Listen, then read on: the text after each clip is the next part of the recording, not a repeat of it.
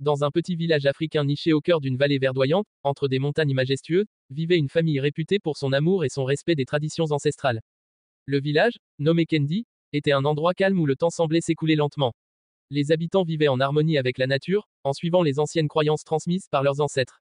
Parmi eux, la famille Sefou était connue de tous, non seulement pour sa grande sagesse, mais aussi pour l'amour profond qui unissait ses membres. Le père, Bamidele, était un guérisseur respecté, un homme de peu de paroles mais d'une grande force intérieure. Sa femme, Adama, était la matrone du village, une femme généreuse et bienveillante, toujours prête à aider ses voisins. Ensemble, ils avaient 3 enfants, Amina, la cadette douce et rêveuse, Ibrahim, le fils aîné fort et protecteur, et enfin, le petit Yaro, un enfant qui, dès son plus jeune âge, semblait être entouré d'une étrange aura. Yaro, contrairement à ses frères et sœurs, ne se contentait pas de jouer avec les autres enfants du village. Il passait des heures seul dans la forêt, murmurant des mots que personne ne comprenait. Certains disaient que l'esprit des ancêtres vivait en lui, d'autres murmuraient que le garçon avait été choisi par les forces mystiques pour accomplir une grande destinée. Mais Bamidele, bien que respectueux des traditions spirituelles, ne croyait pas aux rumeurs. Il aimait son fils, et il savait qu'il fallait lui donner le temps de grandir pour comprendre son véritable rôle dans ce monde. Un soir d'orage, alors que les vents hurlaient autour des huttes et que la pluie battait les toits en bambou, une silhouette mystérieuse apparut à la lisière du village. C'était une vieille femme, frêle et voûtée, qui semblait portée par des forces invisibles. Ses yeux étaient d'un blanc éclatant, et son regard perça l'obscurité de la nuit comme un éclair. Elle se rendit directement à la maison des Sefou et frappa à la porte. Adama, inquiète, ouvrit et la regarda avec étonnement.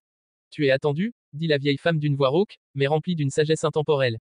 Elle entra sans que personne ne puisse la retenir et se tourna vers Bamidele, le regardant intensément. L'âme de ton fils n'est pas ce qu'elle paraît. Il porte en lui une lourde tâche, une tâche que seul l'amour familial pourra libérer.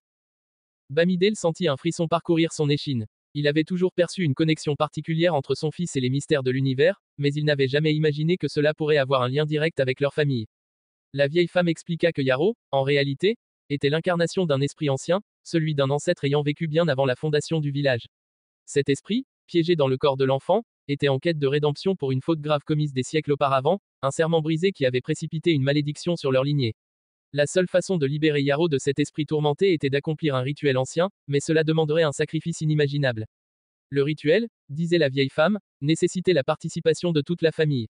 Chacun devait faire face à ses peurs les plus profondes, à ses regrets et à ses secrets.